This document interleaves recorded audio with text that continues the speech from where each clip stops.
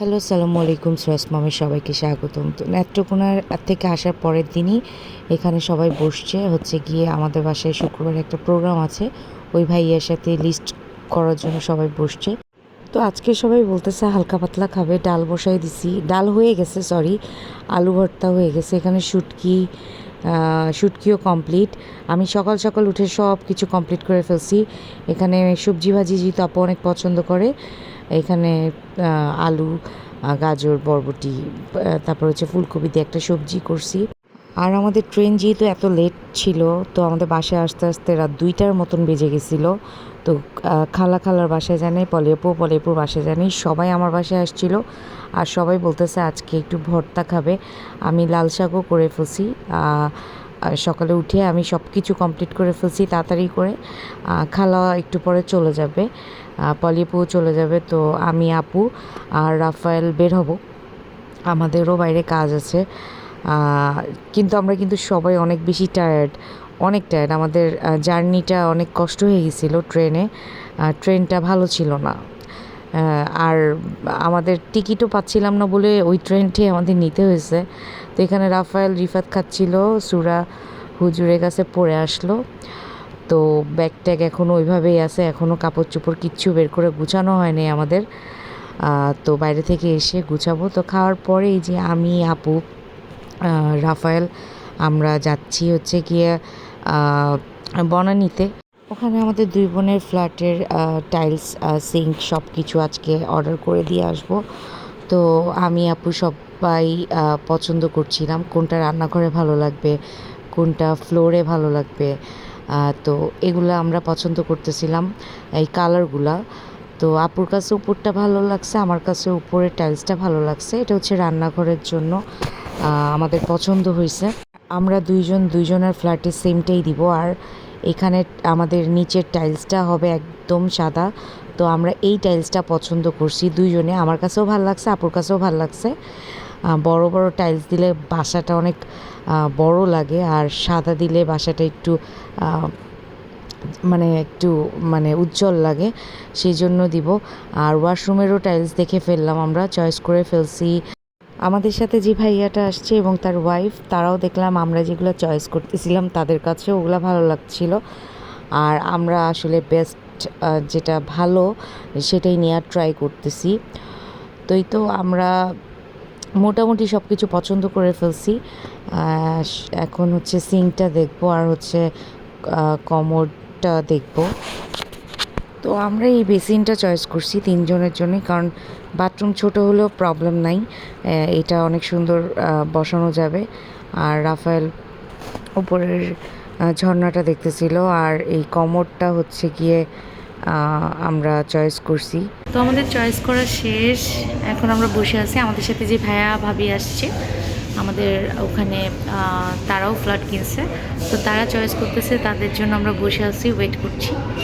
তো তাদেরটা হয়ে গেলে আমরা বের হবো, বের হয়ে এখান থেকে যাবো আরও।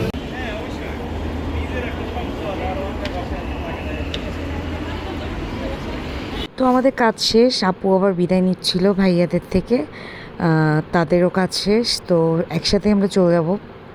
আর আমার গলার অবস্থা খুবই খারাপ, আমার না, আমাদের বাসায় সবার গলা বসে খুবই অবস্থা খারাপ হয়ে গেছে। আপুর তো আসার পরপরই, আর আমার হচ্ছে গিয়ে এখন শুরু হয়েছে।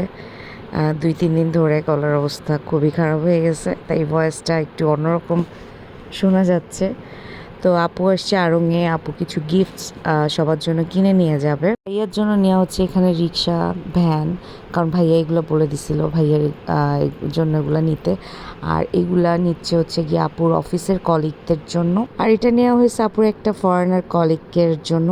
দুপুরে আমরা বাসায় চলে আসার পর খাওয়া দাওয়া করলাম, আমি একটু ঘুমাইলাম।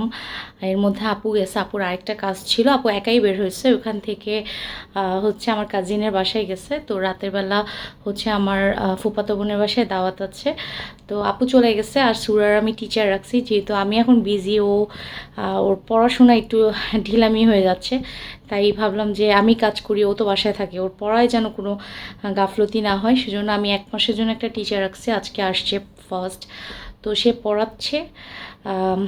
পড়ানোর পরে আমরা সবাই বের হব, আপু অলরেডি ওখানে চলে গিয়েছে। তো এখন আমরা আপুর বাসায় যাব। আপুর বাসায় আমরা চলে আসছি, আর এই হচ্ছে আমার কাজিনের ছেলে। ও একা একা খেলতে পছন্দ করে, সব কিছু একা একা পছন্দ করে, ওর মতন করে খেলতে পছন্দ করে। বুড়া, তোমার নাম কি বলো তো? মোহাম্মদ।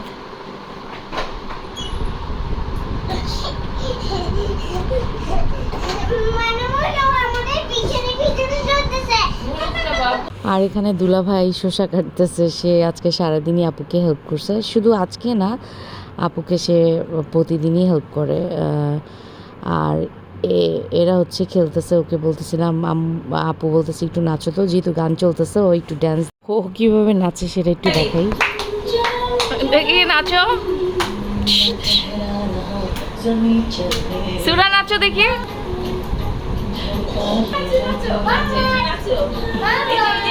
আপু এখানে পোলাও রান্না করছে, এখানে চিকেন ফ্রাই করতেছে, ভেজিটেবল করা শেষ আপুর, আর গরু মাংসও করা শেষ। আর সত্যি কথা বলতে আপু এটা 3-4 ঘন্টার মধ্যে এই অ্যারেঞ্জমেন্টটা করছে। সময় আপু খুবই কম পাইছে, কারণ আমরা যখন বনানী থেকে ব্যাক করতেছিলাম তখন আপু কল দিছিল। তো আপু বলল যে আজকে সন্ধ্যায় আপু যেহেতু ফ্রি আছে, তো আজকেই যেন আপুর বাসায় আসা হয়। তো আমার বোন রাতে রুটি খায়, এখানে বলে আপু আবার রুটি বানাচ্ছিল, তো বেলতেছিল, আপু বলতেছিল দাও আমি বেলে দিই। তো আমি ওর ভিডিও করতেছিলাম, রুটিটা খুব সুন্দর গোল হয়েছে। গোল করাও কিন্তু অনেক বড় একটা আর্ট আমাদের জন্য, আমি তো পারিই না রুটি গোল করতে। তো আপুর দেখলাম অনেক সুন্দর গোল হয়েছে, তো ভাবি আর আপু মিলে রুটি বানাচ্ছিল। হাত চলে আসতেছে। তোমার 2টা মেহমান দেখে আগে বসছে।